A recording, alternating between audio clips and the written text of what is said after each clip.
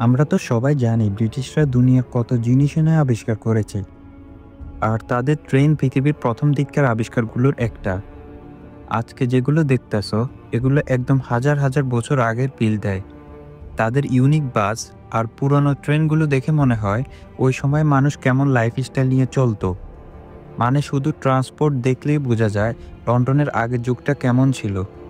মনে হয় একদম ক্লাসিক্যাল ভাইব দেয়।